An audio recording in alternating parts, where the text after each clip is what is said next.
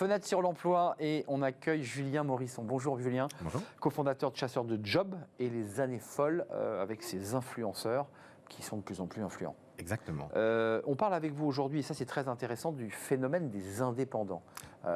Tous indépendants, vraiment ? Alors, on n'en est pas encore complètement à tous indépendants, mais c'est vrai qu'on sent une espèce de petite musique de fond. Une petite tendance qui existait il y a, notamment avec l'auto-entrepreneuriat qui avait été créé sous Nicolas Sarkozy, avec ce nouveau statut, et qui avait du mal un peu à prendre.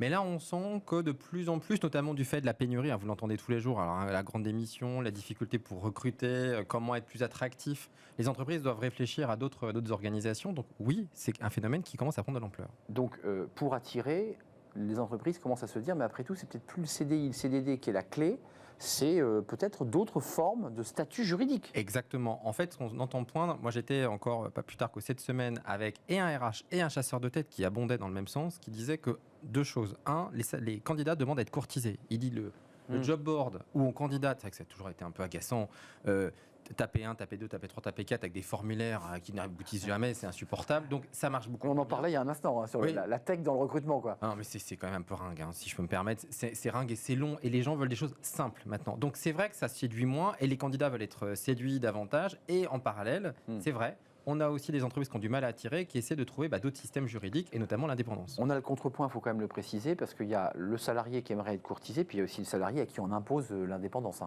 Ça, c'est l'autre volet de l'affaire. Tout à fait. Il faut quand même être tout à fait objectif. C'est pas. Il y a les deux. Tu veux rentrer chez nous, pas de souci, tu seras indépendant. Il y a les deux versants. Alors, on va être clair, il y a encore 85% de personnes qui sont en contrat de salarié ou en fonction publique, on va dire un contrat de travail, si je peux dire un peu classique. Mais quand on pose la question aux gens de dire dans 5 ans, est-ce que vous rêveriez d'être salarié ou indépendant ? Eh bien, on voit que le salariat baisse de 10 points. Pendant ce temps, l'indépendance prend 10 points. Alors oui, c'est vrai, il y a des structures. Alors on va citer un exemple qui est l'immobilier, où vous ne rentrez plus en tant que salarié dans les réseaux, vous êtes bien indépendant. Et vous n'avez pas le choix. Donc, après, vous le faites en connaissance de cause, mais vous n'avez pas le choix. La télévision aussi, l'audiovisuel, c'est des formes d'indépendance. Complètement. Et là, ce n'est pas forcément un statut que vous avez choisi. Mais en revanche, on entend aussi des entreprises qui désormais n'ont pas d'autre alternative que de proposer des contrats freelance. Là, c'était le cas notamment dans le développement, dans les ESN, qui disent qu'ils ne veulent pas venir, en fait. Déjà, parce qu'ils gagnent mieux leur vie en étant indépendants. Alors là, effectivement, on passe dans les ESN, on passe dans la tech, et l'ingénieur dit, attendez, moi, je ne reviens pas salarié, je gagne plus, j'ai ma liberté. Et vous ne me cassez pas les pieds, pour le dire simplement. Je travaille plus. C'est cela dont on parlait tout à l'heure. Tout à fait. C'est eux qui ont vraiment le choix, un peu l'embarras du choix. Et l'entreprise n'était pas complètement prête à ça, mais finalement, elle y retrouve un peu son compte, déjà, parce que c'est l'offre et la demande. Donc, foncièrement, s'ils ont courtisé, il faut quand même bien vous aligner. Mais c'est vrai qu'on entend aussi une petite musique lancinante d'entreprises, notamment dans le secteur bancaire, qui réfléchissent à travailler avec de l'auto-entrepreneuriat, ce qui n'était pas du tout le modèle économique. Il y a eu des tentatives déjà, avorter des caisses d'épargne. Exactement. C'est notamment à ça et vous faites référence aux caisses d'épargne. Exactement. Avorter, mais c'est vrai qu'il y a eu l'idée qu'on pouvait avoir des indépendants qui étaient multicards et qu'on dispatchait dans des régions, des territoires reculés. Oui, parce qu'en fait, ce qu'on sent poindre, je sais que les avocats vont hurler, je suis juriste, mais quand même, on a un code du travail qui est quand même très rigide et il ne faut pas se cacher dans les petits doigts. Avec ce qui est en train de se passer du fait du Covid, de télétravail, l'organisation du travail telle que ça est, avec 35 heures, 7 heures par jour, sauf sur des emplois très mécaniques, ça ne fonctionnera plus. Déjà parce que certains veulent travailler sur 3 jours, d'autres sur 4 jours. La réglementation sur le temps partiel est franchement quelque chose d'horrible. Tout ça a volé en éclats. Ça a volé en éclats. Il y a des gens qui vont vous expliquer qu'ils vont travailler 10 heures, mais à leur rythme. Et d'autres qui vont dire, moi je vais faire là tout pareil, mais en 5 heures. Le code du travail, il est incapable de répondre à ça. Il est incapable. Il va dire, non, c'est 7 heures. C'est un code du travail de l'usine et du travail posté. Exactement, mais c'est un code qui a plus d'un siècle. Donc il ne s'agit pas de le mettre au feu, c'est pas ça. Mais on voit que la volonté et des candidats et des entreprises, c'est de dire, ce code-là, il faut vraiment le changer radicalement. Donc, transparence, tu adopteras, ça c'est une formule que je trouve intéressante, c'est-à-dire que l'entreprise est dans une obligation de transparence pour pouvoir attirer. Oui, alors j'ai envie de dire, il y a souvent des analogies avec la politique et la transparence de la vie publique. Ça fait toujours peur, la transparence à outrance. Oui, toujours tout voir. Mais c'est angoissant, il faut dire. Ouais, c'est impudique, c'est gênant. Oui, ça fait un peu Black Mirror, qu'est-ce qui va se passer avec la data partout. Non, mais c'est vrai que jusqu'à présent, l'entreprise, elle était quand même en position dominante. Elle pouvait avoir accès à des CV, elle pouvait demander des lettres de recommandation, elle avait accès à un historique. Et en parallèle, le candidat était quand même un peu en face en disant « mais moi, j'ai pas beaucoup d'informations sur ce qui se passe en interne ». Ça passe de moins en moins bien. D'où le poids des réseaux sociaux aussi et la nécessité pour l'entreprise de piloter davantage sa com et de donner plus d'informations.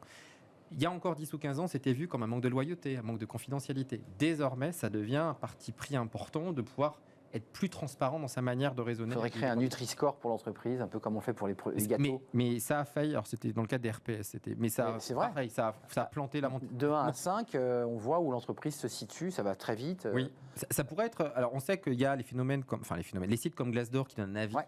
Bon, on en prend, on en laisse. Hein. C'est un peu comme les avis Google. Parfois, c'est un peu réglementé. C'est de la notation. Mais il faut en prendre comme ça en est. C'est pas encore réglementé, mais ça permet, on va dire, d'avoir une opinion qui est ce qu'elle est, mais quand même. Donc la transparence attire les meilleurs. Vous nous dites deuxième tendance importante, c'est qu'il y a quand même une baisse tendancielle du CDI, du salariat. De demande. Et ça vous amène, pour conclure, à l'idée quand même que le candidat n'est plus un salarié, mais presque un candidat consommateur. Il note ses voyages, il note ses hôtels et il va aussi noter son recrutement. Quoi. Exactement. On entend parler des phénomènes. Ça, c'est dingue.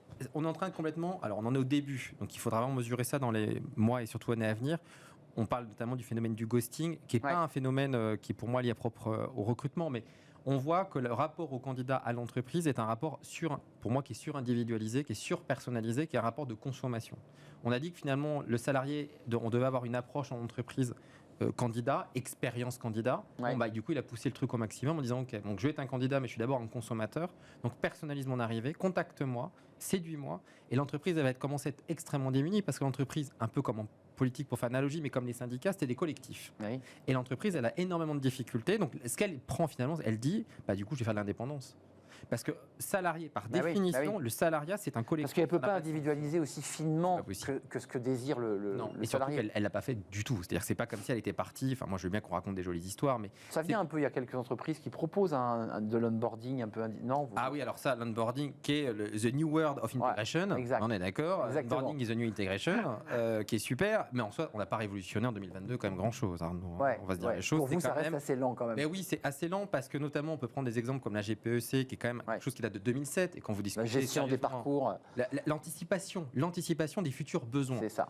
Désolé, si ça avait été le cas, on aurait pu quand même sentir poindre le vent du digital et mettre le paquet sur les formations. Et donc réorienter les formations digitales. Donc non, ça n'a pas été anticipé et c'est parce que justement on a été encore dans une gestion un peu à l'ancienne que là il faut accélérer de manière brutale et qu'on n'a pas fait cet amortissement finalement que les entreprises elles vont devoir surpersonnaliser les parcours si elles veulent retenir les meilleurs. Et puis sur le plan, il y a un double sujet juste très court, mais il y a la gestion fiscale et comptable qui est plus facile quand le salarié est indépendant, puisque l'entreprise n'a plus à gérer de bulletin de paie, pour le dire ça. Mais il y a quand même le contre-coup, c'est que quand on va faire un emprunt à la banque, quand on dit qu'on est indépendant, la banque ne vous prête pas. Alors là, surtout actuellement, j'ai une... Là, il faut que ça bouge, là, quand même. Alors ça fait des années qu'on en parle. C'est bien beau, l'indépendance. Hein. Les banques, elles sont... Si j'étais un peu déplaisant, je dirais elles sont quand même à l'image aussi de la population française un peu riscophobes. On n'aime pas trop le risque. On n'en prend pas trop quand même. On n'est pas dans une culture à l'anglo-saxonne où on essaye. Donc, il y a quand même des schémas qui bougent peu. C'est-à-dire, on continue de recruter du clone, on continue d'avoir des besoins de profil en CDI. Les choses sont quand même en tendance, bougent peu. Peut-être qu'avec la nouvelle génération, ça évoluera. Et sûrement sur les normes bancaires et sur la fluidité. On l'espère. Merci Julien Morisson d'être venu nous rendre visite. Les Années Folles, vous l'avez fondé, et Chasseurs de Job, avec justement des indépendants. Tiens, exactement. On revient sur le débat des indépendants qui accompagnent des demandeurs d'emploi partout en France. Merci de nous avoir rendu visite dans Fenêtre sur l'emploi pour cette chronique. Merci à vous, merci pour votre fidélité. Merci à toute l'équipe, merci à Théo pour la réalisation aujourd'hui, merci à Thibaut pour le son et merci à Fanny Griesmer et à Lily. Merci à vous, merci à tous ceux qui regardent Bismart et Smart Job. À demain, si vous le voulez bien, évidemment. Bye bye.